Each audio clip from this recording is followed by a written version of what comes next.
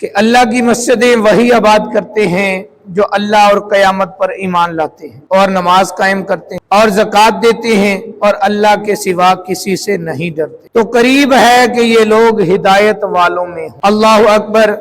حضرات جی گرامی، اسی طرح قرآن مجید کے دوسرے مقام پر اللہ تبارک و تعالیٰ نے ارشاد فرمایا وَأَنَّ الْمَسَاجِدَ لِلَّهِ فَلَا تَدْعُوا مَعَ اللَّهِ أَحَدًا، اور یہ کہ مسجدیں اللہ ہی کی ہیں تو اللہ کے ساتھ کسی کی بندگی نہ کرو۔ پھر اللہ تبارک و تعالیٰ ارشاد فرماتا ہے وَمَنْ أَظْلَمُ مِمَّنْ مَنَعَ مَسَاجِدَ اللَّهِ أَن يُذْكَرَ فِيهَا اسْمُهُ وَسَعَىٰ فِي خَرَابِهَا أُولَٰئِكَ مَا كَانَ لَهُمْ أَن يَدْخُلُوهَا إِلَّا خَائِفِينَ لَهُمْ فِي الدُّنْيَا خِزْيٌ وَلَهُمْ فِي الْآخِرَةِ عَذَابٌ عَظِيمٌ۔ اور اس سے بڑھ کر ظالم کون جو اللہ کی مسجدوں کو روکے، ان میں نام خدا لیے جانے سے اور ان کی ویرانی میں کوشش کرے۔ ان کو نہ پہنچتا تھا کہ مسجدوں میں جائیں مگر ڈرتے ہوئے، ان کے لیے دنیا میں رسوائی ہے اور ان کے لیے آخرت میں بڑا عذاب ہے۔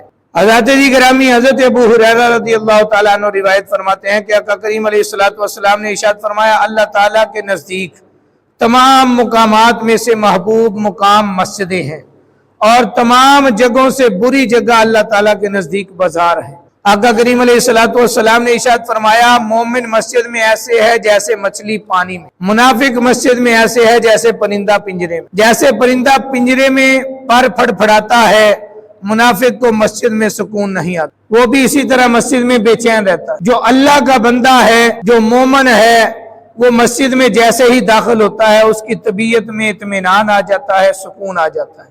کیوں؟ کیونکہ مسجد اللہ کا گھر ہے، وہ جتنی دیر اللہ کے گھر میں رہتا ہے وہ اللہ کا مہمان رہتا ہے، تو پھر اللہ کی رحمت اسے اپنی آغوش میں لے لیتی ہے۔ حضرت ابو ہریرہ رضی اللہ تعالیٰ عنہ سے روایت ہے کہ آقا کریم علیہ السلام نے ارشاد فرمایا جو بندہ جس وقت بھی صبح کو یا شام کو اپنے گھر سے نکل کر مسجد کی طرف جاتا ہے تو اللہ تعالیٰ اس کے واسطے جنت کی مہمانی کا سامان تیار کراتا ہے۔ وہ جتنی مرتبہ بھی صبح و شام مسجد کی طرف جائے، مطلب یہ ہے کہ آقا کریم علیہ السلام کا غلام جتنی مرتبہ بھی مسجد میں حاضر ہوتا ہے اللہ تعالیٰ اسے اپنے مہمان کی نگاہ سے دیکھتا ہے۔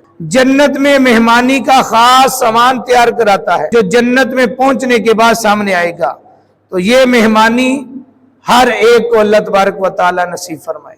حضرت علی بن ابی طالب رضی اللہ تعالیٰ عنہ سے روایت ہے کہ آقا کریم علیہ السلام نے ارشاد فرمایا جن اوقات میں طبیعت پر بوجھ بنے ان اوقات میں وضو کرنا، نماز کی ادائیگی کے لیے مسجد کی طرف چل کر آنا، نماز ادا کرنے کے بعد دوسری نماز کا انتظار کرنا، یہ چیزیں گناہوں کو بالکل دھو دیتی ہیں۔ ہر مومن کی یہ خواہش ہے کہ اس کے گناہ دھو دیے جائیں اور اس کی خطائیں مٹا دی جائیں۔ ہر ایک یہی چاہتا ہے۔